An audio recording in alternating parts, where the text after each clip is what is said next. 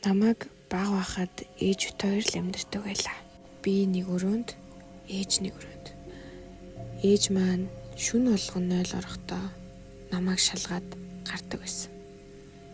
Нэгэн шүн би ямар нэгэн дуу чимээ шүүгнээсээ гарч байгаа юм санагдаад сэртэл ээж орны өмнө зогссон намайг хараад алж байдیں۔ Тэр хэлэхдээ буцаад унтаа гэж хэлээд шүүгэнд ороод хаалгыг нь баг зэрэг хаах төдий болоод татчих.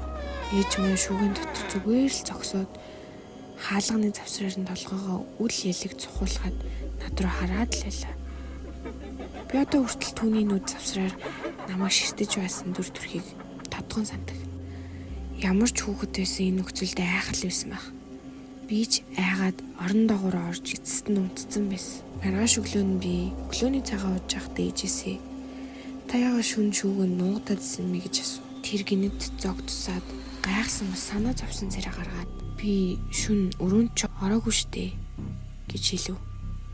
Эхэндээ тэр хин нэгэн гэрт нэвтэрсэн байх гэж утсан ч эцэст нь би зүгээр л хий үзэгдэл харсан эсвэл зүүдэлсэн гэж ойлгосон юм.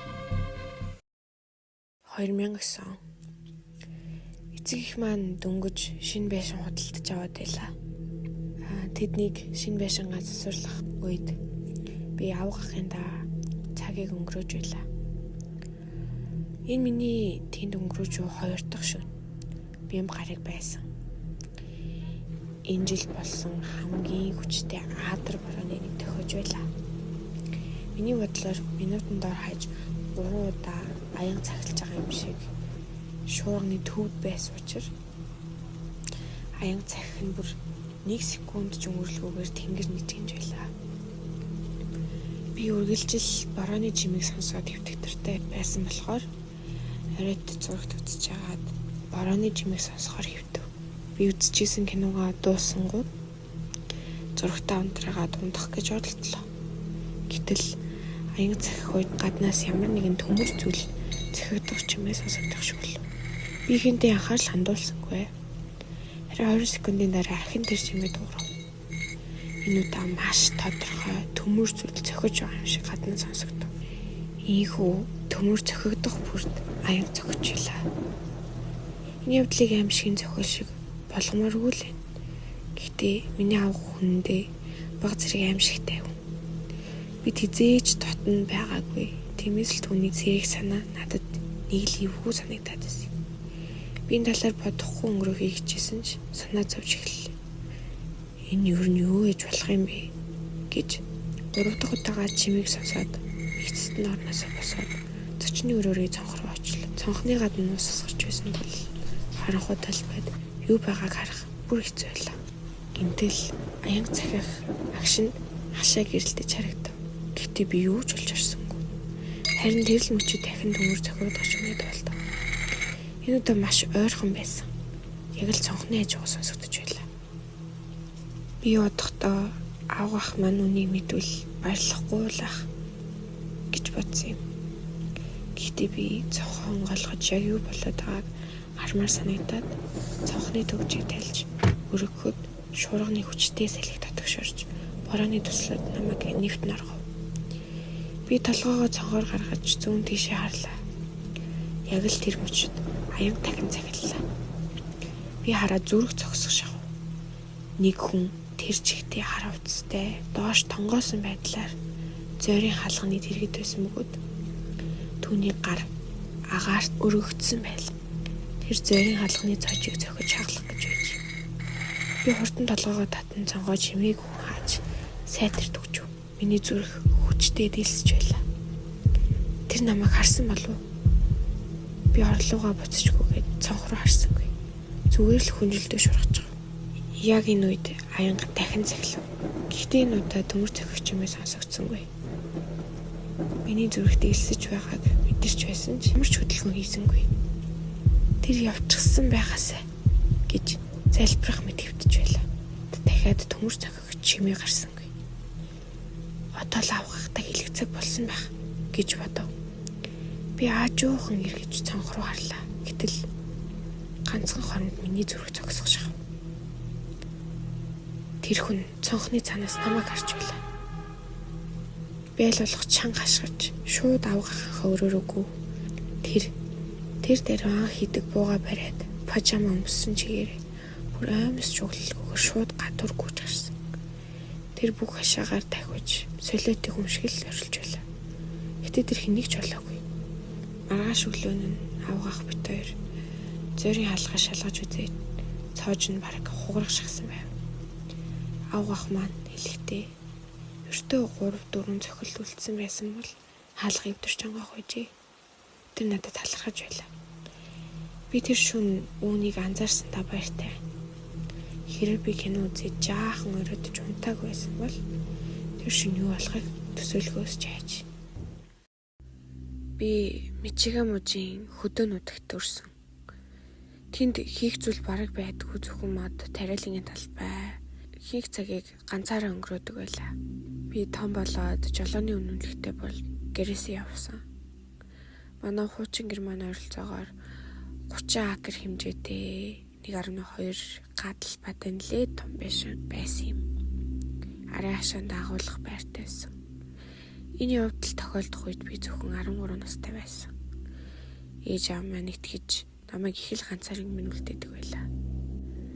Нэгэн амралтын өдөр би гэртээ ганцаараа үлдээж PC тоглож сууж байтал гадаа хашаанаас хүчтэй төмөр дэлсэх чимээ сонсогдов. Би тэр даруйн цонхоор харахад юу ч харагдсангүй. Гэхдээ арын хашааны агуулгын байрны хаалга нээлттэй болохыг олж мэдсэн. Би эвгүүцээд шүүгнээс бууга аваад хашаа руу гарлаа. Гэрийн хаалгыг хаагаад "Хэн бэ?" гэж чанга хэлсэн ч хинч хариулсангүй. Би агуулгын өмнө ирээд гартаа буу байгааг зарлсны дараа дотог шагалаа. Тэнд хадуур, үс хадагч гих том биетэй зүйлс байсан болохоор ард нь өгдөж болохоор байв.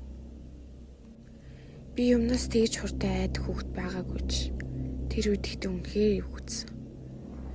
Агуулгын хаалгыг хаагаад гэрлүүгээ гүүгээрээ буцаж орсон. Гэрийн хаалгаа артаа төгчиж агуулга руу чиглэсэн сонхны хажууд удаан хугацаанд сууж ажиглалаа. Би удалгүй аав руугаа залгаж зөвлөгөө авахар шийдсэн. Гэрийн утаснаас аавынхаа утас руу залгасан ч тэр утсаа аваагүй. Би мессеж бичгийн оронд дуу шууд үлдээлээ. Тэр үед мессеж гэдэг нэг их дэлгэрээгүй байсан болохоор дуучууд ингээ үлдээдэг байсан. Зүгээр л телевиз үзье даа гэд буудан дээрээ сууж байв. Гэтэл дээд давхраас шажигнах чимээ гарав. Би яасандаа тэр дорол хөлдөж зогсов. Энэ яг л би зүгээр л айгаад байна уу? Эсвэл үнэхээр хин нэгэн байна уу гэж бодох төрөсөн. Би бууга дахин бариад дээд давхар руу явлаа. Хин нэг намайг сонсгос сэргэлж ямар ч дугаархсангүй. Хонглын гэрлийг асаагаад дээд давхрын 5 хаалгыг ажиглав. 2 давхрын 5 өрөөний хаалга тавуулга аалттай. Манай өрөөнүүдийн доогуур харах боломжтой зай байдаг гэсэн болохоор ээж аваахаа унтлахын өрөөний доогуур харсан юм. Тэгтэл тэнд нүцгэн хөлтэй хүн зогсож байсан. Би өөрөө ирэхгүй үгүйцэж огтхонч бэлэн биш байгаагаа ойлгосон. Би бушуухан буцаж буугаад ариун цэврийн өрөөнд төгчээд аав руугаа дахин залгав. Гэвч тэр дахиад л хариулсангүй. Улан удаа залгасан ч авсангүй. Тэгээд би 911 руу дуудлах гэсэн. Бүгдийг ярьж тайлбарлав. Оператор юу ч битгий яар. Тайм нагаарай гэж хэлсэн. Тэгтэл 2 давхраас хүн бууж байгаа нь сонсогдов. Миний зүрх түг гэж байв. Хин нэгэн хажуугнаар ариун цэврийн өрөөний хаалганы гадаа ирлээ. Хэсэг зогсоод дараа нь гүн дуугаар "Юуэн жаалаа" гэж хэлв. Би тэр дууг өнөөдрийг хүртэл сандаг. Тэсэлгүй операторын хэлснийг зөрчиж би цагдаа нартай утсаар ярьж байна. Би буутай гэж чангаар хэлсэн. Хачин хүн хаалгыг онгоолохоор оролцсон ч төгжээтэй ойлгомогцоо. Түүний алхам холдож арын хаалгыг хүчтэй хаагаад гарч одов. Удалгүй цагдаа нар ирж гэрийг бүхэлдэн шалгаж тэр итгээд аль хэдийн явсан болохыг баталгаажуулв. Тэд надаас Өнөө өрөө хаана хонж болох вэ гэж асуухад нь би аавынхантай очиж болно гэж хариулаад аав ах минь намайг гэрч авсан. Хамгийн аимшигтай энэ бүхнийг би өөрөө өрсөн юм. Юу гэхэд байна вэ гэхээр агуулгын хаалгыг хаахтаа би гэрээ онгоолттой орхиод явчихсан байсан. Яг энэ үед л хачин хүмүүс орсон байж таарна. Би энэ явдлыг одоо хүртэл сандаг. Орой бүр, шөнө бүр. Энэ явдал намайг 12 тайхад тохиолдсон. Манайх 2 анги буюу хаалгаар нь ороход доошоо болон дээшээ гэсэн 2 шаттай 2 давхар байшинтай байсан. Доод давхрын өрөөндөө гараж, бас миний өрөө, угаалгын өрөө, мөн тэгээд нэг зочны өрөөтэй байсан. Бусад 3 угаалгын өрөө дээд давхарт байрлана. Би айлын том, доороо 2 эмэгтэй дүүтэй, ахын хувьд доод давхарт хамгийн том, хамгийн гоё өрөөтэй байдаг байсан.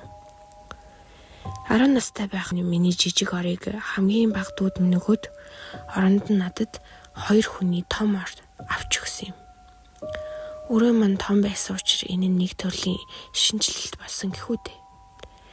Намайг 12 хүртэх жил манай 2 дүү нэг нь 8, нөгөө нь 5 настай болсон байлаа.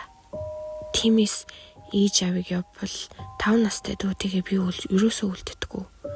Харин богино хугацаанд гэвэл 8 настай дүүтэйгээ л үлддэг байсан.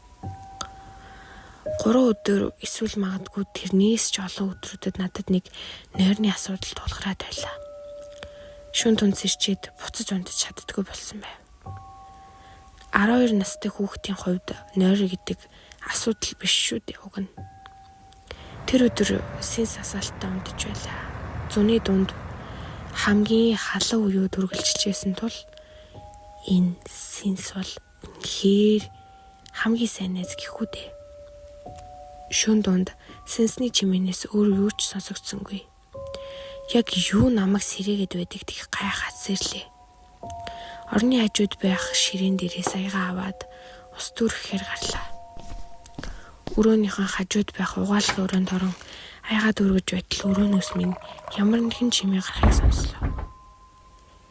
Би каранта хаагаад чагнатал юу ч сонсогдсонгүй. Зүгээр л сэнсний чимээ гарч байв. Өрөө рүүгээ орох гэтэл нэг л тийм чихүүц хүрээд айгаад байсан болохоор дээд давхрын зочны өрөө рүү гарч буудан дээр унтахаар явлаа. Хэсэг дуг хийчихв. Тэгээд удалгүй дахиад л сэрчлээ. Энэ удаад би хөргөгч онгоолттой хин нэгэн дотроос нь юм авч буй чимээ болон нэг тийм бүгдийсэн цагаан гэрэл харлаа. Хөргөгч буудан хоёрын дунд галтгооны хэсэг байдаг болохоор хин байгааг нь би юу н харж чадсангүй.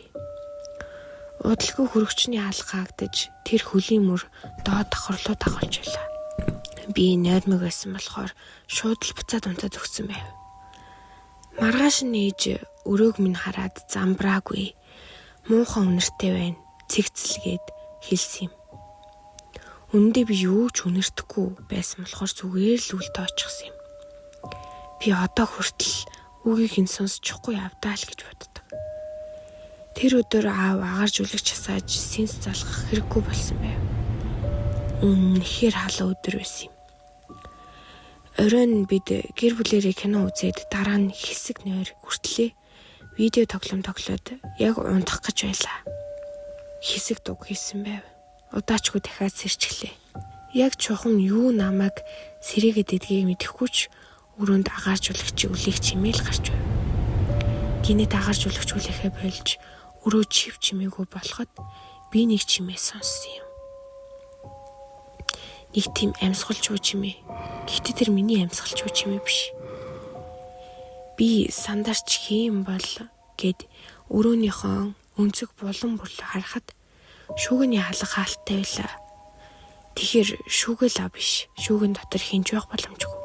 Гэд жаахан хүүхдийч гэх юм уу, тэнэг хүүхдийнч гэх юм уу нэгт бодлоор яг манай дүү надаар тоглоод байна гэд тэгээд түүнийг хаана юуж болох юм бол гэж бодож байгаад хамгийн түрүүнд бодолд орж ирсэн газар минь орон дор байсан юм.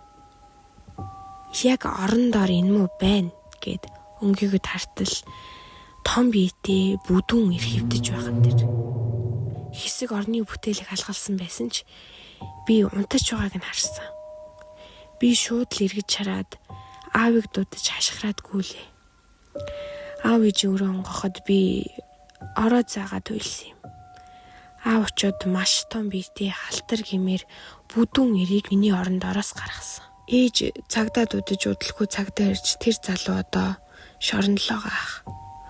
Үүний дараа би ганцаараа унтахаас яагаад хэсгэл ээж автайгаа унтдаг болсон байлаа. Бид тэр эрийг хэр удаан бидэнтэй хамт байсныг мэдэхгүй. Хүрэгчэнд хаана ямар зүйлэнд ам гараа хүргэснийг бид бүр мэдэхгүй. Би одоо хүртэл мартдаггүй. Орон доор хүн байна гэдэг жаахан хүүхэд бишээ. Хүн бүрийн хамгийн том хар дарсан зүүд. Хөршийн харьцаа гэдэг манай гэрийнхний хувьд хамаатан мэдэрэл төсөөлөгддөг байлаа. Намайг бага байхаас л эхлээд орж гардаг дотн харьцаатай байсан. Манайх гэж айл Дэнжин мянгад байдаг сайхан том хашаа цэцэрлэг мэт цэцэгсээр дүүрсэн хашаатай байлаа. Харин манай хөршийнх дугуй сэлбэг зардаг айл байсан болохоор дугуй багаж харагдхан зөндөө. Би айлын ганц бүрэг хүүхэд байсан болохоор хөршийн хоёр хүүхэдтэй харьцах нь ер нь л бага. Нэрийг нь л мэддэг төдий байдаг байлаа. Амин заяа, буян заяа. Би энэ нэрийг хизээч мартахгүй байх. Магадгүй энэ нэрс миний багтаа авсан хамгийн том айдас явдлын сануулга болдог. Хөрш айлын хүүхдүүд их халтар орж ирвэл би тоодоггүй байлаа. Харин ээж нь сайхан сэтгэлтэй үргэлжил надад чихэр өгдөөдөг гэж байсан. Харин тэр тосмаас л болсон бор ахвал аимшиг л гэсэн үг. Ягаад ч юм чихүүц хүрдэг байлаа. Хүн тэр ах тэдний аав гэж нь их сайхан аштай байсан л та. Тэр хүүхдүүдтэйгээ их л тоглодог байлаа. Бараг л байнга л амин заяа, буян заяа гэж өрлөөд нуугтаж тоглоод хайгаал явж идэг байсан. Намайг 12 хүрдэг жил амин заяа хүнд өвдөж нэлийн хүнд байдалд байжгаад өчнөр илэлгүй өнгөрсөн түүхтэй. Одоо санах нэ удамшдаг л өвчин гэсэн. Магадгүй ээж эсвэл эмээ өвгөөс нь л удамшсан байх. Бид бүгд гашуудаж ялангуяа тэр цосмаас л улсан ах их л гашуудаж байлаа. Өөр зүйл сайн сандаггүй. Ягаад гэвэл 13 настай байхдаа манайх нүүж хашаа байшинд эмээ өвөө амьдардаг болсон. Манайх байранд орж одоо 10-аад жил өнгөрсөн байна. Би хаяа эмээ өвөөгэнд очдог байсан. Энэ аимшигт явдал намайг 14 настай байхад тохиолдсон юм. Өвөө маань хууч өвчтэй байсан болохоор жилдээ 3 удаа эмнэлэгт 7 хоногор хэвтэж эмчлүүлдэг байсан юм л та. Яг тэр үеэр нь зуны амралтч таарч би эмээтэйгээ хань болохоор хэсэг хугацаанд эмээгэндээ ирээд байлаа. Нэг өдөр эмээ намайг давс аваад иргээд гаргасан юм л та. Оройны 6 цагийн үед юм уу та. Зуны сар байсан болохоор нар буух арай болоогүй байсан юм. Гудамжны үзүүрийн дэлгүүрт миний дуртай заримг байгаагүй болохоор урагш явж дэлгүүр очихоор болсон юм. Ингээд дэлгүүр орж заримгаа авчгаад давсаа марцснаа гэрийн урд ирэл сансан. Тэгээд буцаж ойрхон дэлгүүрээс авчихыг гэтэл аль хэдийн ягаад ч юм би хаачихсан байсан юм. Тэгээд л дахиад давсаа авахаар урагшаа авсаар байгаад аль хэдийн нар буучихсан байсан. Энийг магадгүй тэнийг юм байна гэж бодож магадгүй л ах. Гэтэ үнэхээр юм тохиолдсон юм шүү. Тэгээд дэлгүүрээс гараад гудам руу ороод алхаж байтал араас нэгээр дагаад байгааг нь анзаарсан. Эхлээд юу ч л бодсонгүй. Удалгүй тэр ахын явдал хурдасч би ч жахаа юу гүцэд эхлэв. Харанхуу гудамж зөвхөн гудамны гэрэл хоосон. Би алхаагаа хурцсгаж давсаа тэврээд гүүх шахам явлаа. Удалгүй тэр ах намайг хүлээ, наана зогс гэж хэлдэг байгаа. Би чинь бүр айгаад үхэх шахаж байгаа юм чинь. Хамаг хурдаар гэрийн зүггүүлээ. Тэр ард дагаад л байлаа. Хойлоо нуугдаж тоглоё. Битгий намайг орхи гэх мэдчлэн өглээд л байсан. Гэтэ ерөөсөө намайг барихыг оролдохгүй байсан их хачин. Би жаахан хүүхэд байсан болохоор амархан л баригдах байлаа. Гэрч төхөж миний зүрх амар гарах шахамгүйж байлаа. Гинэ тэр ах зогсоод ард уйлаад эхэлдэг юм. Би чинь сониудсан гаргаад гэрийн үүдэнд эрэхтэй зэрэгцээд эргээд тартал. Битгий орхилдоо гэд Тэр ах уйлаад суучихсан. Хаалга нэж бушуухаа ороод хаалга ардаа төвчлээ. Тэр ах "Буянзаа, аминзаа" гэж чашгирав. Би гайхаж гэхдээ айж байсан болохоор гэрлүүгээ гүйж орсон юм. Ороход эмээ минь санаа зовсон намайг хүлээж байлаа. Би эмээдээ тэрвүүлж тэр хачин хүний тухай хэлсэн. Тэгтэл эмээ амар гайхаад ингэж хэлсэн. "Хажуу айлын нөхөр нь жилийн өмнө өнгөрч гисэн. Өхнөө алдсан гашуун өвчнийг сэдрээсэн гэсэн юмсан. Өнгөрөхт нь оршуулаагүй гэсэн магадгүй чи тэрийг харсан байна" гэд бушуухан л ээж аавыг дуудаж ламд үзүүлсэн. Лам чижиг зүйлийг хэлсэн. Тэрээр намайг охинтойгоо андуурч дагсан байсан. Бас энэ хавар эргэлдэж охинтойгоо ойр төрхтэй хүмүүсийг энэ хавийн хүүхдүүдийг ойр орчимд нь эргэлж дагаж айлгаж явсан байна гэж хэлсэн байсан. Магадгүй ямар нэгэн хорогдсон сүнс энд үлдсэн байх. Тэрнээс хойш би Динжи мянгыг ялангуяа гэр хорооллыг харахаас л айдаг болсон. Тэр ах их өрөвдөлтөй л доо. Гэхдээ энэ бол миний багтаа тулсан хамгийн ямшигт явдлуудын нэг. Би үеэл Кодитойгоо 20-од наснда нэг удаа кемпинг хийж байлаа.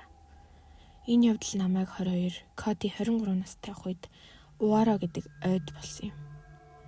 Миний хувьд анх удаага энд ирж кемпинг хийж байсан болохоор их л айж байлаа. Харин Коди өмнө нь энд ирж байсан. Бидний ажлын хуваар 5 дахь өдрүүдэд чөлөөтэй байсан болохоор их л талархалтай хүлээж авсан юм. Бид ажлын ачаалал, төвжирэлтэй хот болон depression, стресс зэргээс татгалзахын тулд иймэрхүү аяллыг хэд хийж байсан юм. Коди бүргэд скаутын зэрэгтэй тул би хөвчлэн түүнийг дагаж явах дуртай байлаа. Бид машинтайгаа нэгэн пикникийн бүсэд ир зогсоод тэндээс ойр болохлаа. 15 минут орчим алхасны дараа бид хоёр майхан зүүрийн зуух гал төлөх боломжтой хангалттай том цэвэрхэн газрыг сонголоо. Эхлээд майхнуудаа босголоо. Кодийн ажил тун гарамгай. Хэдхэн минутын дотор л майхнаа барьчихсан. Бид мод түлээ цуглуулж галаасаа хаашаадөв. Чулууд игнүүлэн тойруулж түүдэг галаасалаа. Яг тэр үед нар жаргаж эхэлсэн байлаа. Түүдэг галаассан Коди стик бүрэг шарж байлаа. Тэр кемпинг хийхдээ хоолндоо маш их анхаарал хандуулдаг байсан. Бас үнэхээр сайн тоогоочтол би түүнд бүрэн итгэлтэй байсан. Харин үнэрт татагдаж ирэх баавганаас сэргийлж бид хоёр баавга шүршигч авсан байлаа. Гэхдээ Коди надад хар баавга тэмж аюултай биш. Харин ойд байгаа хүмүүс л хамгийн том аюул гэж үргэлжилдэг байлаа. Стейк бүргэрээ идэж шар ариг уун хуучин рок хөгжим спикер дээр тавин үнэхээр сайхан байлаа. Байгалийн гүнд галын дэргэд найзтайгаа сайхан дурсамж хуваалцсан хөгжим сонсно гэдэг үнэхээр хэнийч хүсэх кайфтай мэдрэмж шүү. Харанхуй болж эхлэхэд бид эвхдэг ширээн дээр картаар тоглож байсан юм. Эхлээд жирийн картын тоглоомоо тоглож байгаа дараа нь уунаа эхлүүлсэн. Тэр үед л бид ой дотроос нэгэн чимээ гарахыг сонсов. Би утсан дээрээ тоглож байсан дуугаа зогсоогоод илүү тод сонсхийг хичээлээ. Хин нэгэн аяйлан моддын дундах харанхуй талхаж байлаа. Коди надаас гарч идэнгээ олохыг хүссэн ч намайг хайж байх зур тэр чимээ алга болсон. Би Кодигоо санаа зовох зүйл мөн үү гэж асуухад тэр ойн ийм гүнд хин нэгэн ингэж сонирн байдлаар ирж байна гэдэг чинь лав ердийн зүгэл биш шүү гэж хэлсэн. Би төгжмөө намсгаж тоглоомоо үргэлжлүүлэх үед гинэт нэг том өчөр бидний майхны голж шидэгдэв. Дээрээ сонсон зүйл биш байлаа. Хин нэгэн санаатайгаар хажуунаас нь шидсэн байлаа. Коди шууд хашгирч "Хин тэнд биднийг айлгаад байгаа юм. Зүгээр л зайлаач" гэж хашгирсан юм. Яг тэр мөчөд хөлийн чимээ дахин сонсогдлоо. Энэ удаад холдож байгаа юм санагдав. Би Кодигоос энэ газрыг орхиж өөр тийшээ очих саналыг тавив. Гэвч тэр харанхуйд ийш тийшээ явах нь аюултай гэж үзээд зүгээр л майхан дотроо шүршигчтэйг унахыг зөвлөсөн юм. Хэдэн цагийн туршид модны мөч шуурах, хөлийн чимээ зэрэг хачин зүйл сонсогдож байсан болохоор бид эцэст нь ээлжлэн унтахаар тохиролцов. Би унтж байгаад гинт сэрэв. Гэхдээ юунаас болж сэрсний ерөөсөө мэдэхгүй байлаа. Яг л харанхууд майхан руу ширтээд байгаа юм шиг толгой майхны цанаас бүрлэлсэн. Тэр Коди шиг харагдсан. Би нүдээ нухаад "Чи юу? Миний ээлж юу?" гэж шивнэв. Гэтэл гинт хэн ч хариулсангүй. Харин нөгөө талгаа аажмаар алга боллоо. Миний муу цавин төрөөд "Коди" гэж дуудав. Тэр хариулсангүй. Би майхнаасаа гарч гадаг шарахад гал нь аль хэдийн унтарсан. Харин Коди гадуур явах ёстой байсан ч алга байлаа. Тэгээд би түүний майхныг онголгоод хартал тэр гүн унтж байсан юм. Тэр мөчөд бүх биеэр минь чихүүц төрлөө. Би бараг шоконд орох шиг болсон. Түүнийг ухсахын сэрээж "Хин нэг энд байна. Чи миний майхан руу шахаагаа үздэй" гэж хашгирлаа. Тэр гайхсан байдалтай нүдээ нийлээ. Коди шүршигчээ барин надтай хамт майхнаас гарч миний майхны дэргэд намайг харан зогсож байх зур би дотроос унтлагын удаа ав. Гэтэл тэр аимшигтай айлгуу дахин сусагдав. "Чи бас сонсож гин үү?" гэж би асуухад Коди зөвхөн толгоол тэхв. Бид хоёр хамтдаа нэг майханд урж цахилгаанаа татаад баавгайг үргийг шүршигчээ бариад суулаа. Тэр шөнө бидний хамгийн удаан бас айдас дагуулсан шөнө гэлээ. Гигээ орох үед бид бушуухан бүх юмаа багалж машин руугаа буцсан юм. Хизээч мартамгүй хар дарсан зүуд мэт энэ шөнө өнгөрснөөс хойш Коди хэдэд удаа намайг дахин кемпинг хийхийг ятгсан ч би хизээч байгальд гарахыг хүсээгүй юм. Аимшигтай нь аратнаас илүү аимшигтай гэдгийг би тэр шөнө ойлгосон юм. Яагаад гэвэл энэ хаваар оргосон орготол явж байсан гэдгийг би дараа нь мэдэнэ сонссон. Яаж биднийг барьцхаагүй юм бэ гэж би хэдэнтэй бодлоо.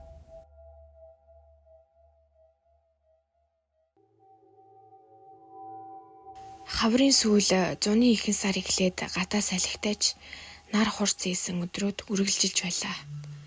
Жилийн яг энэ үеэр гүзээлзгэн их ургадаг гэд бид ээжийн талын үеэлүүд өвөө эмээтэй нийлээд 10-аад гаруй хүмүүс 3 машинд сун жаргалан цомын зүг хөдөлсөн юм. Төв аймаг жаргалан цом. Өглөөний 9 цаг. Явах зам ойрхон байсангүй. Ядаж байхад дүүнер маань машин цуухаар дотор нь мухаа оргидог байсан болохоор нэг зогсоод нэг буудлаад бараг л 3-4 цаг явсан байлаа. Миний хамгийн дуртай зүйл бол буудаллахдаа эмээтэйгээ дэлгүүр орох. Эмээ хүссэн зүйлээ ав гэдэг байсан болохоор их л дуртай мөнгийг нь өрдөг байлаа. Өдрийн 12 цаг. Гадаа салхитай гэхдээ уулын ингэрт ирэхэд салхин намдаж цэцэгсэн анхлам сайхан өнөртнө. Хамгийн урд харин ард нь 2 пүрэс явцгаана. Би үеэлүүдтэйгээ хамгийн урд хамгийн өндөр машинд сууж явна. Бид дуу чанга тавин хөгжилтөй явцгаана. Харин өвөө маань жолооч хийн. Гүзээлзгэн түүх учраас ойд орцгоё гэж өвөө минь хэлээд ойруу чиглэсэн жим дагуу жолоогоо заллаа.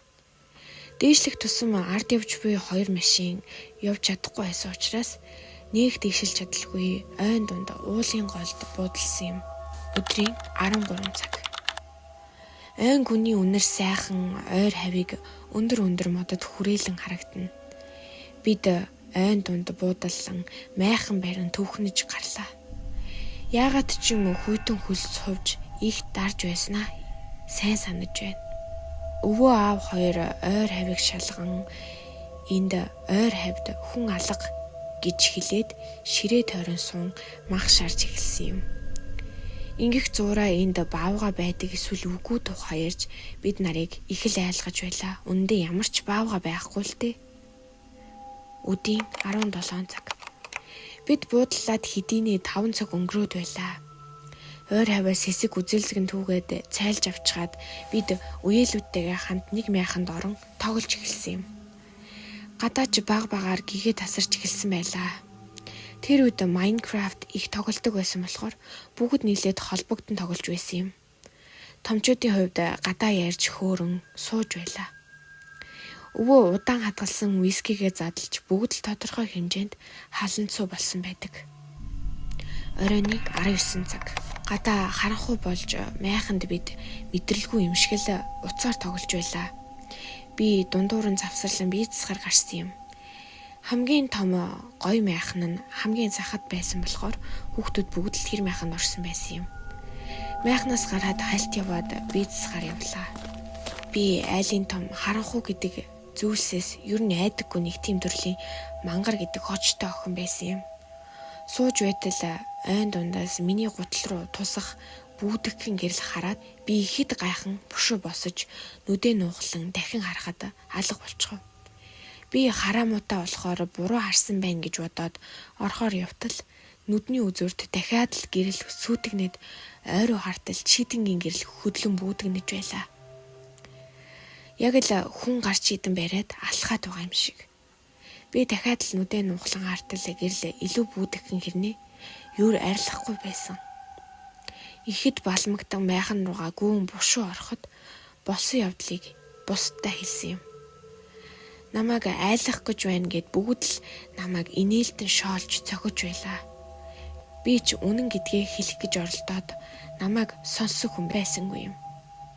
Тэгээд манаа нэг үеэл алив тоглоё гэж хэлэхэд би өөртөө буруу харсан юм ухааны бодоод тоглохоор суулаа. Оройн 20 цаг. Бид имэдээ загнуулаад утсаа байлан хүзэр тоглон сууна. Бүгд инээлдэн би ч нөгөө гэрлийн тухай таг мартсан байлаа. Гаднаас том ууттай чипс оруулж ирээд баяртай гих чинь бүгд л идд сууж байсан юм. Гинэд майхангийн гэрэл газар унаж унтрахтай зэрэгцэн хаа нэгтээс хөгжим ишиглэж ирлээ. Бид бүгд чих тавин сонсоход нэг утасны дуудлагын чимээ гарч байв. Гэхдээ бидний утсыг эмээ хураасан байсан болохоор биднийх биш гэдгийг шууд л ойлгосон юм. Тэр утасны дуу баг багаар цаашлаад байсан нь биднийг бүгдийг нь айлгсан юм. Яг л хүн утсаа аваад цаашаа алхаж байгаа мэт. Би майхангаасаа гарч ээжтэй хэлтэл ээж игчтэй би засхангаа шалгачаад ирээгээд тийм ч их сүртэй хүлээж авсангүй. Оройн 20 цаг 30 минут. Ээж игч хоёр яваад аль хэдийн 10 минут өнгөрөөд байлаа. Миний санаа үнэхээр зовж байсан дурсалтгүй. Тэд удалгүй яаран айсан байдалтай ирээд ийхүү хэлсэн юм. Энд чи ойрхон дөнгөж унтраасан цогтой гимээр гал байна гэв. Миний зүрх цээжнээсээ гарчих шиг л боллоо. Хэдий бид олуулаа байсан ч хоёр л эрэхтэй байсан юм. Өвөө маань согтуу, харин аав маань вискинээс амссан байсан. Ээж ч айж ойр байсан хутгийг барьж маш хурдтайгаар юмсаа багалж эхэллээ. Түүний хутга барьж айсан царайг харахад үнэхээр амир байлаа. Оройн 21 цаг. Юмаа багалж байсан хорон мөч бүхэн аимшигтай байсныг би сайн сандаг. Бид юмаа бэлдэж яваад машиндаа сун уулын уруу буусан юм. Явах замдаа араас хүн дагаж буй үгүйг шалгаж явах үнэхээр амир байсан. Удалгүй замтай ойролцоо байх нэг айлыг бараадан буудалсан юм. Хэдий аюулаас холдсон ч юр айхаа болохгүй л байлаа. Тэр орой бол миний амьдралын хамгийн чихүүд сүргэм аимшигтай орой байлаа. Өглөөний 10 цаг. Удалгүй нар мандаж өглөө болоход айц салга болсон ч яг юу өчигдөр биднийг айлгсан их сонирхол татаж байлаа. Өвөө хэлэхдээ өөрсдийгөө айлгаад шал мангар юм гисэн ч дараа нь сонсохны оргосон оргодлууд уул хадаар тэнүүжилж явсан байдаг гэдэг. Тухайн үедээ мэдээгээр хүртэл гарч байсан мөчилж хөнөөдөх оргодлууд байсан юм байлээ. Уул хадаар явж хүм мөчлөн хөнөөж булчхдаг байсан гэдэг. Үүнийг сонссны дараа бид үнэхээр айсан юм.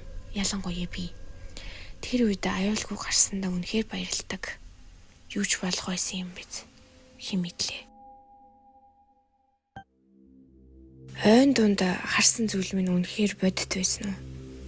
Энэ явдал хэдэн жилийн өмнө болсон юм. Тухайн үед би 17 настай байлаа. Зун болж гэр бүлэрээ авга ахын маань талан ирэг дээрх жижигхэн байшинд очихоор явж байсан юм. Тийшээ очихын тулд бид 1 цаг орчим үргэлжлэх өтгөн ойг нэвтрэх хэрэгтэй болсон юм. Өглөөний нар мандаж зам дагуу бүхнийг алтан шаргалт хуягаараа гэрэлтүүж байлаа. Байгаль үнэхээр тайван үзэсгэлэнтэй харагдаж байсан ч удалгүй нэг л хачиргалтай мэдрэмж төрж эхэллээ. Аав GPS-ийг асаахаар хөгжим ундрах үед би замын хажуугаар хурдтай өнгөрч буй модод руу харц суув. Гэтэл нэг зүйлийг анзаарсан юм. Өмнө нь ч хойно ч ямар ч машин алга. Хамгийн сүүлд бид гэрээсээ гараад л зам дээр өөр машинтай таарснаа санана. Гэтэл бараг бүтэн цаг гаруй явсан хэрнээ ганц ч машин харагдсангүй. Эн чинь 100 шүү дээ. Их хүнтэй газар гэтэл бид л ганцаараа юу? Тэр аимшигтай агшинд би гадагшаа харж ойн дунд өнгөрөх моддуудыг ширтэн сууж байлаа. Гэтэл нэгэн онгорхой цэлгэр газар харагдаж хэдэн секундын турш би ямар нэгэн аимшигтай зүйл харчих шиг болов. Тэнд хоёр эрэгтэй хүн зогсож байв. Хоёулаа яг адилхан хар хослол өмссөн, хар биелий, хар гуталтай байлаа. Нарны хар шил зүүсэн харагдана. Тэд нэг том бүдүү өстэй амьтныг модонд ууж байв. Би тэднийг анхааралтай ширтэж байтал тэр ч бас намайг харчих шиг боллоо. Гэхдээ тэдний харц ердийн хүнийх шиг биш байлаа. Тэд миний нүд рүү яг л шууд ширтэж байсан юм шиг л. Би машин дотор сууж байсан ч яг л намайг миний айдсыг мэдрээд байна уу даа гэлтэй. Энэ бодит байсан уу? Би огцом сандраад аав руугаа харан та харсан уу гэж асуутал тэр төөрөлдсөн байдалтай. Юу? Би GPS л харж байлаа. Юу юм гэж хэлсэн юм. Тэр юу ч хараагүй байлаа. Би нууцлаг зүйлд тэмж итгэдэг хүн биш байсан болохоор би харсан зүйлээ тайлбарлаж чадаагүй юм. Тэр амтан хөдөлгөөнгүй, уяатай байсан ч яг л нэгэн хүчтэй зүйлээр дарагдсан мэт нам гүнхэн байлаа. Хамгийн чихүүц хүрмээр нь бид ойн бүсээс гарангуудаа гинтэл бусад машинуудтай нийлж эхэлсэн явдал юм. Яг л тэр хэсэг хугацаанд би ямар нэгэн ачиргалтай нууцлаг зүйлд орчихсон юм шиг л. Би үүнийг зүгээр л нэг хит сэтгэн бодсондоо л харсан гэж бодох ёстой юм болов уу? Эсвэл үнэхээр тэр газар нэг л биш байсан юм болов уу?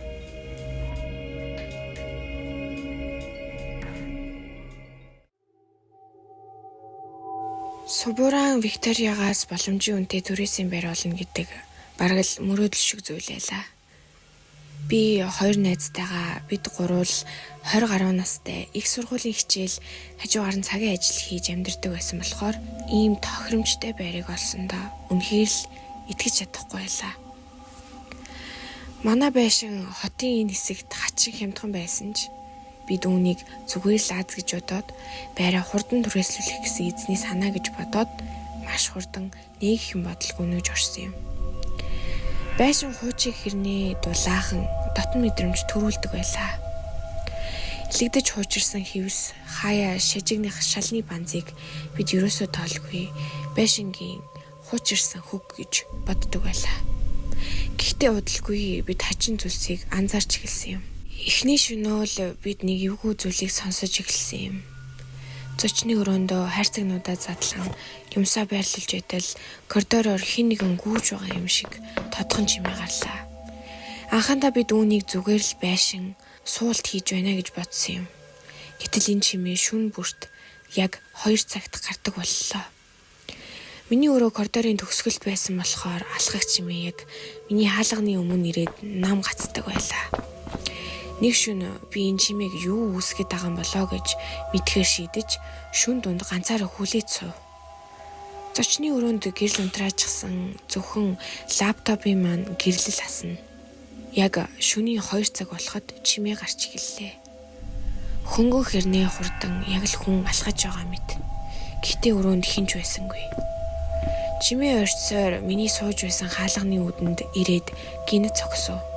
Өрөөнд хүүтэн жавар татаж нэг л хүнд мэдрэмж төрөөд эхлэв. Би толгоогоо өнөөлгөж харахад ямар ч хүн байсангүй.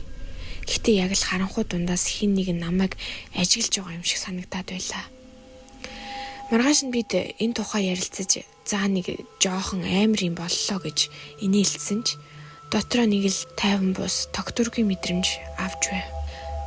Удалгүй бид харагдахгүй хин нэгний гарын хөнгөн хөрөлтийг мэдэрдэг болоод эхлэв. Клэр буюу манай найз Галагийн өрөөнд хичээлээ хийж суутал хин нэгэн мөрөн дээр нь зөөлөн хүрх мэт мэдрэмж төрсөн гэдэг. Тэр цочин эргэж харсан ч өрөөнд нь хинч байсангүй. Гэхдээ эхэндээ Клэр үнийг андуурч байгаа гэж бодсон ч удалгүй Гала бид хоёр ч бас адилхан мэдрэмжийг өөрсдийн биеэр мэдэрч эхэлсэн. хүйтэн зөөлөнхөрний маш бодиттой мэдрэмж. Яг л хин нэгэн биднийг харанхуй дундаас ширтэж байгаа юм шиг л. Тэр шөнө бид гурав зочны өрөөндөө тайван сууж байлаа. Бид найзуудаараа хөөрөлдөж байгаад санаандгүй цонхон дээр нэгэн хар дүрс зогсож байгааг анзаарсан юм. Зүрх савлан цочсондоо угсахын босч гаднаас хин нэгэн ажиглаж байна гэж бодсон ч би цонхонд ойртон очих агшин л тэр дүрс аажмаар харанхуй дуусаа алга болсон. Галач бас үнийг харсан байлаа. Энэ бол зүгээр л нэг харааны төөрөгдөл биш байсан юм. Үүнээс хойш нэг дүрс шүн бүр бидний цонхноос ажиглаж байх болсон. Бид түүн рүү очих болгонд л сүүдэр мэт алга болдог байлаа. Тэр орой бид галтгоонд хооллож суухдаа энэ байш үнэхэр сүнстэй юм биш үү гэж тоглож ярьж суулаа.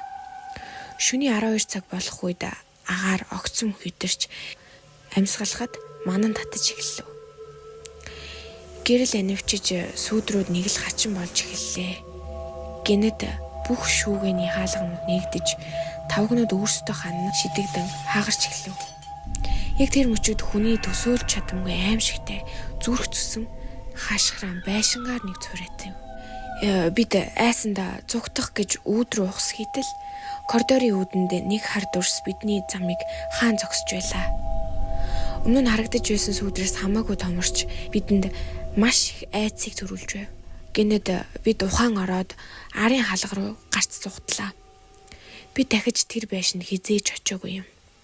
Маргааш нь түрээслүүлэгчтэйгээ холбогдож түрээсээ шууд цуцлахыг шаардсан юм. Тэд гайхсангүй.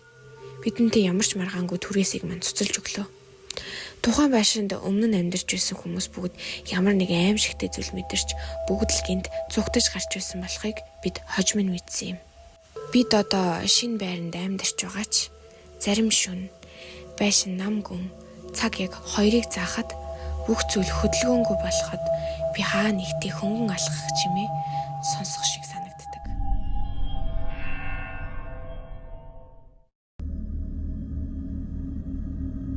1990-ад оны сүүл Улаанбаатар хотын төвд нэгэн оюутны байр байдаг байлаа.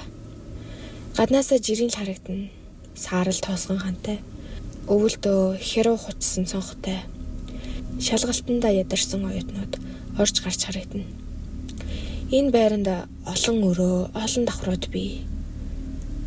Энэ өрөөнд донд нэг чихүүд сүргэм өрөө байсан нь 313-ийн тоод өрөө байлаа. Шинэ оюутнуудыг ер нь тэр өрөөнд оруулдаггүй байв.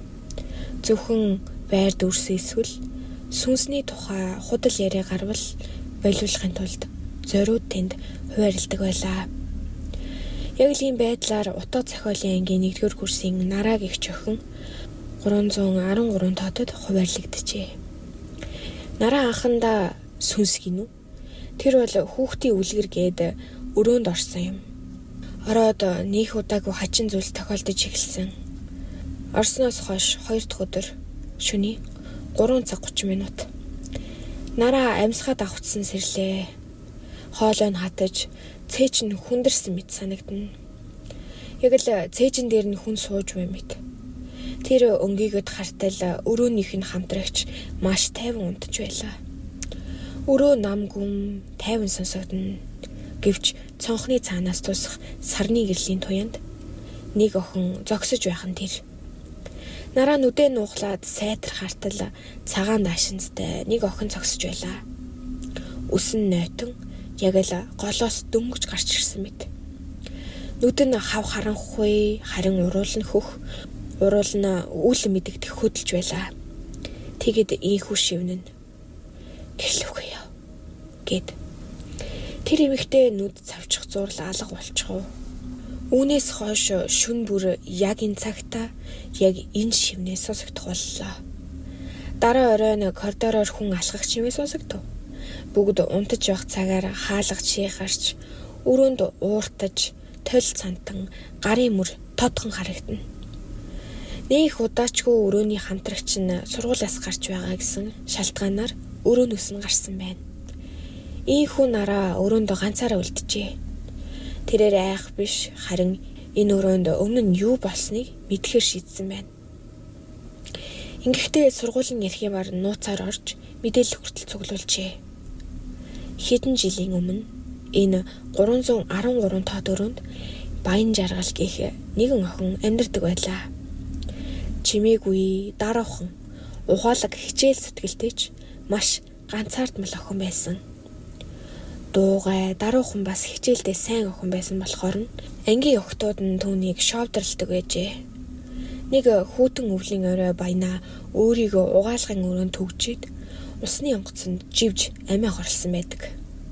Тэрээр сүүлийн үгээ толон дээр улаан уруулын будгаар ийхүү үлдээсэн байдаг нь тэд намайг дорд үзэж надад итгэдэггүй байсан. Одоо тэд итгэх болно гэж бичсэн байдаг. Энэ явдлаас хойш өрөөнд хачиргалтай зүйлс тохиолдож эхэлсэн байна. Орсон оюутнууд нь өвддөг, гинтэл таталт өгдөг. Харин нэг нь бүр цонхоор үсрээд амиа хорлох шахсан байдаг. Амьд гарсан ч хилгүй болсон гих цуурхал хүртэл байдаг бахна. Үннийг мэдсэний дараа нараа энэ явдлыг дуусгар болгоно гэд гар утсаараа бичлэг хийхээр тавьж өрөөндөө тойл байршуулж арц хүч асан яг 3 цаг 30 минутыг хүлээв. Яг 3 цаг 30 минут болох үед өрөөнд тавьсан тойл нь хаагарч бичлэг хийж байсан утас нь гацж эхлэв. Тэр цагаан хувцастай охин эргээд иржээ. Тэгээд ийхүү шивнэв. Гэрлүүгээ яв. Илүү чангаар, илүү ууртаагаар. Нараа амьсгаа авч чадсангүй. Хин нэгний үл үзэгдэх гар түүнийг хоолойг нь боож байгаа мэртэл санагдав. Нүд нь бүрлцэж, чанга тусламж дуудаад ухаан алдчихсан байна. Оюутны байрны хариуцагч түүнийг ухаан алдсан, би нэг хөхнийц болсон байдалтай өрөөний шалан дээрээс олжээ. Нарагийн бичиж байсан бичлэг нь бүрэн хар болчихсон байв. Түүнийг эмнэлэгт хэвтүүлж удалгүй тэр өрөөндөө нас урсан байдаг. Энэ өрөө одоо ч байдаг. Хаалгайг нь таглаж битүүлсэн. Гэвч шөнө хажуугаар нь өнгөрөх үед оюутнууд уйлах чимээ сонсогддог гэжээ. Бүр зарим нь дотроос нь гэрлүүгээ яв гэх шивнийг сонссон гэдэг. 1940-ад оны үед зөвлөлт холбооны Монгол дахь оршин тогтнох үед нэгэн нууц цэргийн эмнэлгийг олонний нүдээс нууж алслагдсан газар барьжээ. Энэ газар нь зөвхөн эмчилгээ хийх зориулалттай байсангүй. Хүн тамлан зовоож хүн дээр туршилт хийдэг газар байсан байна. Орос эмч нар сэтгэл зүйн манипуляц, масууруулах, бодис, хүүс солих зэрэг туршилтуудыг цэргийнхэн болгон хоригдлууд дээр хийдэг байв. Тэнд яг хэдэн хүн нас барсан нь тодорхойгүй байдаг. Өнөө үед 4 их сургуулийн оюутан хаягдсан эмнэлгийг судалгаар шийдэн Монголд ирсэн байдаг. Тэд эмнэлэгт орж ирэхэд тэднийг шалан бэглэгдсэн суудлууд, таазнаас унжсан гэрлийн унжуурганууд угтжээ. Тэнд инээлдэн цааш явхад хонхлын гүний агаар өөр болж ирсэн байдаг. Нэг оюутан нь бүр энд хэн нэгэн байна гэж шивнэхэд бичиж байсан утасных нь камерт нэг зүйл бүрлцэн эхэлжээ. Оюутнуудын араас нэг цагаан хувцастай охин сүйтгэн гарч ирээд хамаг хурдаар хан нэвтлэн гарлаа. 4 оюутан нүдэндээ ч тэгсэнгүй. Орсон өрөөнийх нь хаалгыг нийтэл зогсож байснаг энэ талга болчихов. Бүгдийнх нь зүрх амаар нь гарчих шиг болов. Ойрлох нь ойрч бүгд л хамаг хурдаараа зүгтаж байлаа. Зарим нэг нь хий чимээ сонсож бүр зарим нь ухаан алдсан байдаг. Тэд гарахыг хэдийнэ оролцсон ч эмнэлгийн хаалганууд бүгд төвжигдсэн байлаа. Нэг оюутан нь орж ирэхдээ ашигласан түлхүүрээ гаргаж ирээд онгойлгоод тэд бүгд зүгтсэн байна. Дараа нь утасны камерт туссан бичлэгээ хартал тэнд хинч юу ч байсангүй. Зүгээр л тэр чигээрээ хар болсон байв. Мөн тэдний бугуун цаг яг 3 цаг тэг 6 минутан дээр зогссон байдаг. Энэ эмнэлэг одоо ч байдаг. Одоо ч хоосон. Гэхдээ орилонтой дуу сонсогдно. Орон нутгийнхан энэ эмнэлэг рүү ойртохыг ч хүсдэггүй. Учир нь тэд энд юу хүлээдгийг мэднэ.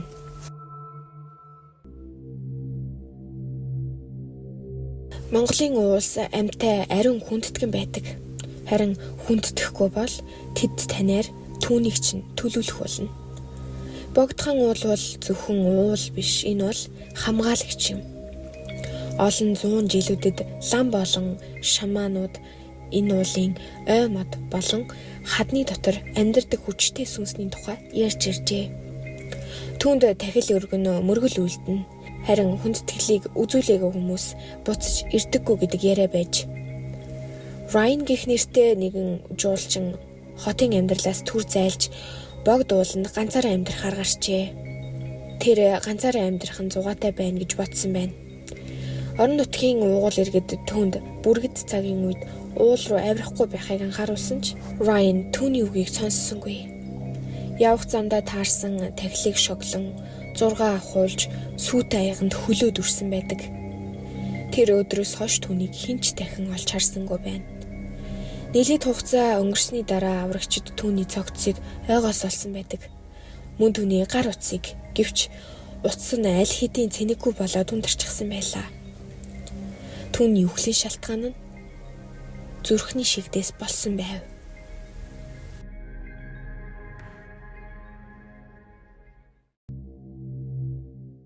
Хаврын амралт эхлэх төгссөн хичээлийн энгийн нэг өдрүүд үргэлжилж байлаа. Тэр өдөр 7 дахь хоногийн баасан гараг байлаа. Бүгд л амралтыг хүлээсэн хичээлдээ анхаарахгүй байгаа харагдана. Тэр өдөр бидэнд ямар ч шалгалт байсангүй. Тоглоом сууцгаалаа. Манай нэг багш Sparkle.com-оос биднэр лого татдаг тоглоом тоглуулан их л 100-аатай байсан. Яг манай найз асуултанд хариулсны дараа сургуулийн спикер чангаар дуурсан юм. Сургуулийн эрхлэгч айсан сандарсан холоотойгоор бүх багш нар хүүхдүүдийг аюулгүй өмс рүү явахыг хэлсэн юм. Энэ бэлтгэл эсвэл сануулгын аюулгүй бэлтгэл байсангүй. Миний шар ус босч хөл гарч хичирч байлаа. Багш хүртэл сандарсан байдалтайгаар гэрлээ унтрааж ангийн арын хэсэгт сун ширээн доогоор орохыг зөвлөлөө. Анги нам гүм харанхуй байлаа. Ийхүү бид 2 минут орчим суусны дараа сургуулийн тог тасарч өрөө тэр чигээр цагны дуунаас өөр зүйл сонсогдсонгүй үлдлээ. Гайхсан айсан байдалтайгаар нэгэн лүгээ харж энэ үнэхээр болж байна уу гэдэгт итгэж ядан суулаа. Хэдэн минутын дараа сургуулийн коридороор орилж байгаа эрэгтэйн дуу сонсогдох нь тэр.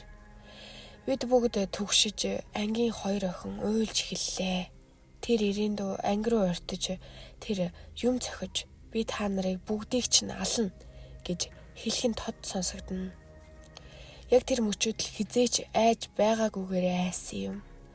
Багш биднийг чимээгүй байхыг анхааруулсан ч тэрээр анги руу ойртох тусам уйлж байсан охтын дуу нэмэгдлээ.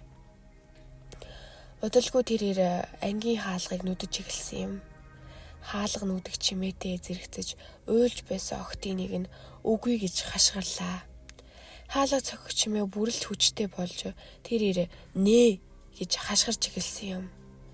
Ангийн 2 охин илүү чангаар уйлж амьдрал минь яг л нүдний өмнө зурах шиг боллоо. Нэг удаачгүй тэрээр коридороор цааш явж галзуу мэд хашгирсаар алга боллоо.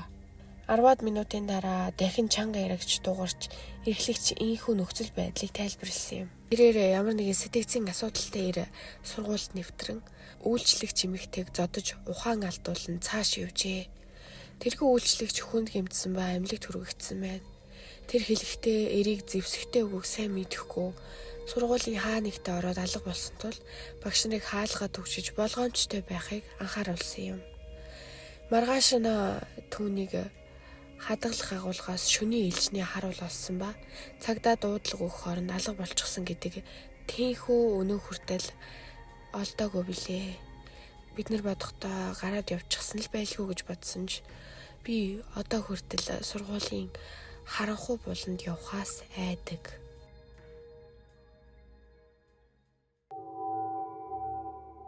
Мянга 1998 оны 1-р сар Техасын Абилийн хот. Брайан Бэчл гэгч орон нутгийн сэтгүүлч кино театрын гадаа машинаа зогсоогоод гудамжны гэрэлд чек бичиж байлаа. Ойролцоогоор оройн 9 цаг 30 минут болж байсан тул ойр хавьд нь хүн байхгүй харанхуй хоосон харагдана. Брайан төлөвлөн бичиж суудал жолоочийн хажуу цанхыг хин нэгэн тогшлоо. Тэр цочиж өнгийн хартал 12-13 хавцаа настай 2 хүүхэд зогсож байлаа. Тэр малгайтай цам зөмссөн удамжны гэрэл царай нь бүдэгхэн харагдана. Нэг буржгар үстэй хүн ирхмээ. Бидэнд унаа хэрэгтэй байна. Бид гэртээ хайрах гэсэн юм. Тэгж байгаа төөрчлөө гэж маш тайван олгоор хэллээ. Төөрсөн гэхэд арай л тайван сонсогдлоо. Брайанд яагаад ч юм төвших мэдрэмж төрж байлаа. Иргэн тойронд ямар ч машин эсвэл хүн байсангүй. Кино театрч хаалттай байлаа. Брайан цонхоо баг зэрэг буулгаад гэр нь хаана байдгийм гэж асуув. Хүү инээмсэглээд тийм чухал биш. Та биднийг суулгах уу? Бидэнд уцас байхгүй юм л та гэлээ. Хүүгийн хоолойны өнгө Брайаныг эвгүй зүлэх шиг л боллоо. Брайан чимээгүй зогсож байсан нөгөө хүүхэд рүү нь хараад нэг зүйл ажиглах шиг боллоо. Тэдний нүд нэг л энгийн байсангүй. Нүд нь бих шиг бүхэлдээ хар болсон байлаа. Брайан сандарч эхэллээ. Тэр ээрч муран би одоо хүргэж өгч чадахгүй. Магадгүй та хоёр дотроос утас олж чадах бах гэд театр руу заалаа. Кино театр хаалттай байсныг тэр мэдэж байлаа. Буржгар үстэй нь машинд ойртоод "За альвэ, бидэнд зүгээр л унаа хэрэгтэй байна. Биднийг суулгаач дээ" гэлээ. Брайаны 100% эндээс яв гэх шиг боллоо. Тэр өөрийгөө тайвшруулахыг хичээж эргээ дууга зогсож байсан хүүлүүнийг харлаа. Тэгээд "Би үгүй гэсэн шүү дээ" гэв. Тэр сандарч хоолой чичирч байлаа. Аажуугаар араага солиод хөдлөх гэж байсан юм. Гэхдээ буржгар үстэй хүү юу холдсонгүй. Бүр ойртоод чангаар "Та биднийг оруулах хэрэгтэй байна" гэж хашгирав. Тэр энэ удаад хүүхч сонсогдсонгүй. Гүн өргөн хоолоогоор хэлсэн байдаг. Брайан машинаасаа зогсоолоос даривхан холдлоо. Толиороо хартал нөгөө хоёр хүүхэд хөдөлсөнгүй. Хар аимшиг нүдэрээ ширтэж байлаа. Тэгээд хэдхэн хормын дотор л алга болчихов. Яг л сарничсан мэт. Би энийг өдийг хүртэл мартдаггүй. Энэ лав хүүхдүүд байгаагүй гэдэгт би бүрэн итгэлтэй байдаг.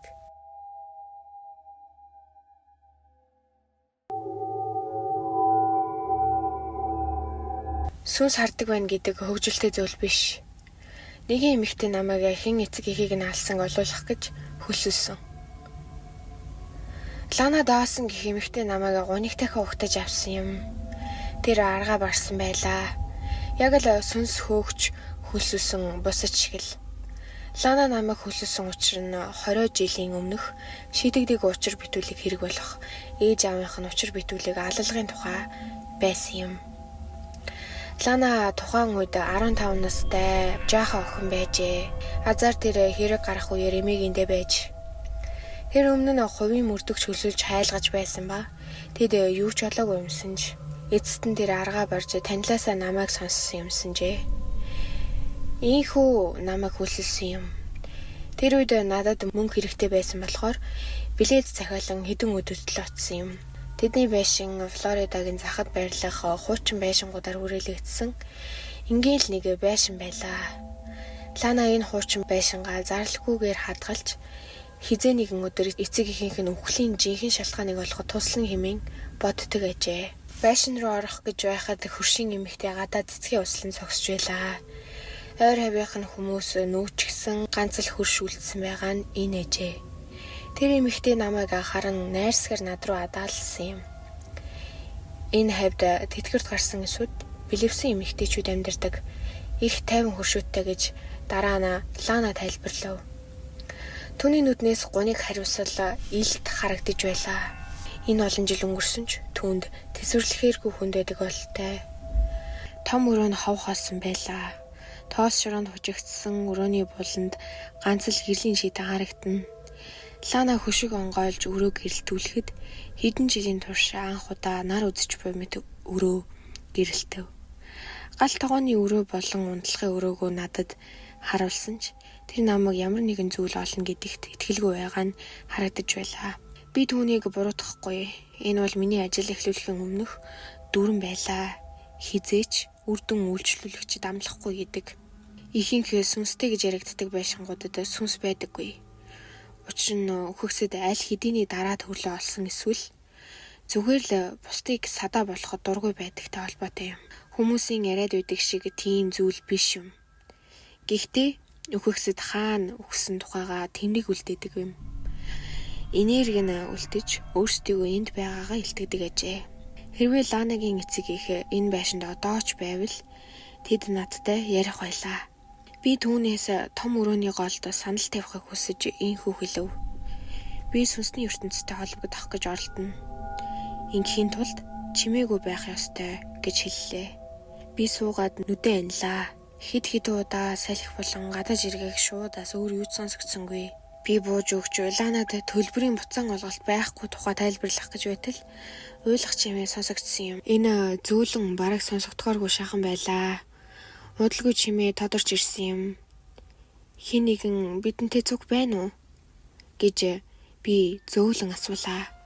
Гэтэл уйлах чимээ алга болж бүдүүн удаан хоолоогоор чи намайг сонсож байгаа юм уу? гэж асуув. Би бушуухан л тийм ээ, та хэн бэ? гэж асуудал нэг утсангүй үргэлжлүүлэн уйлхан сонсогдлоо. Би юу сонссон тухайгаа Ланад тайлбарлаад тэр маш баяртай байлаа. Энэ түүний гэр бүл нь байж магадгүй юм.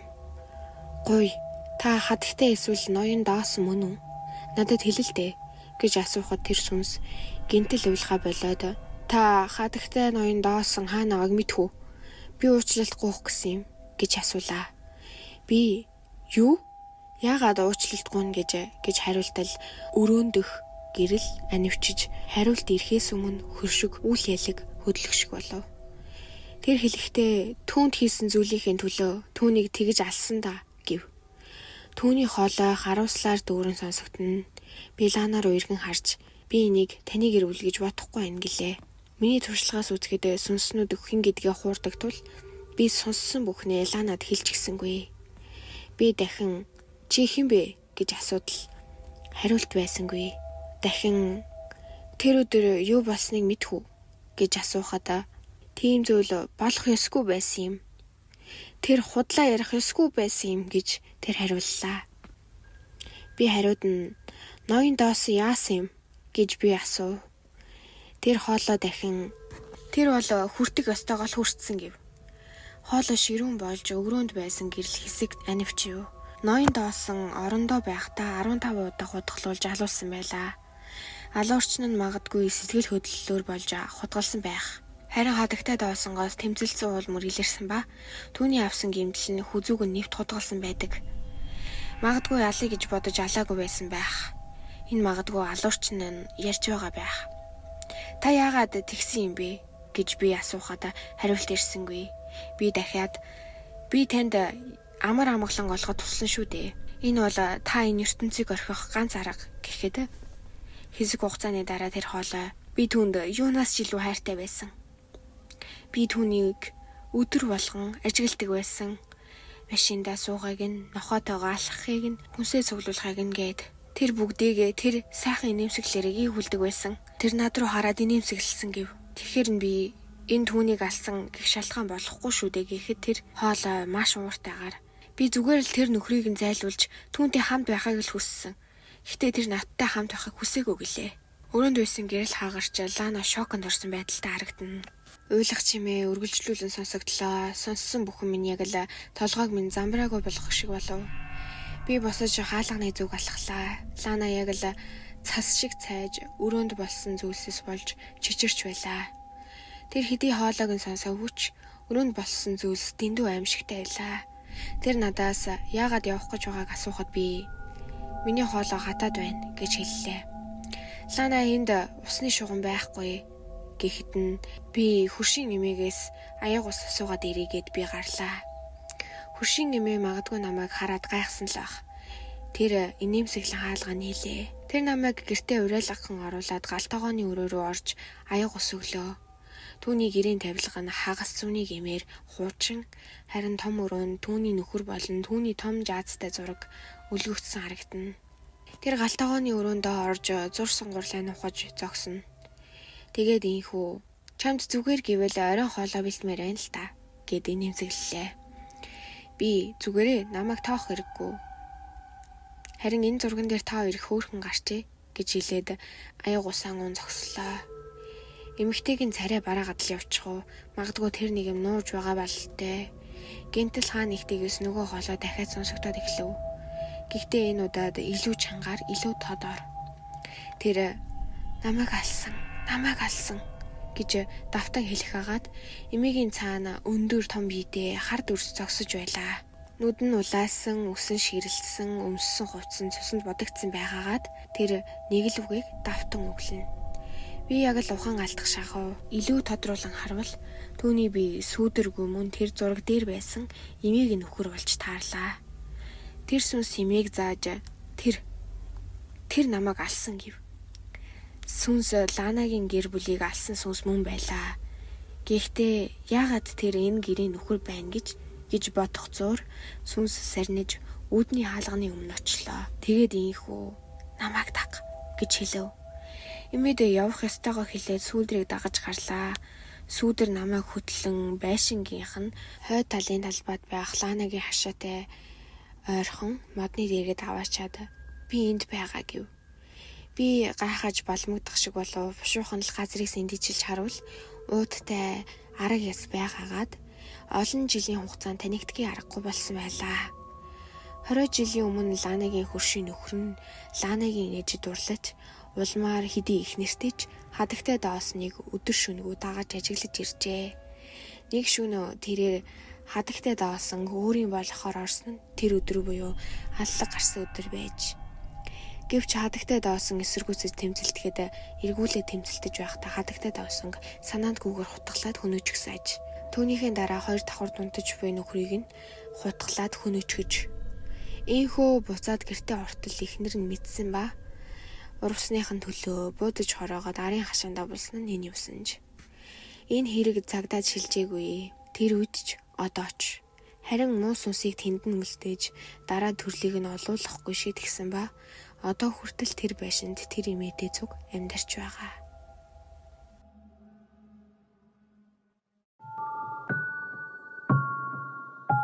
Хоёр залуу манай байшинг ажиглаад байна. Зүүн совиндоо итэг. 7 хоногийн өмнө TikTok-оос нэг бичлэг олж үзсэн нь үргэлж зүүн совиндоо итэг бас гэрээсээ гарахтаа хаалгаа төвжээд ойр хаваа шалга гэсэн бичлэг байлаа. Би тийм ч их юм бодоогүй ч ягаад ч юм бэ цаашид бодогдоод л байдаг болчихсон байв.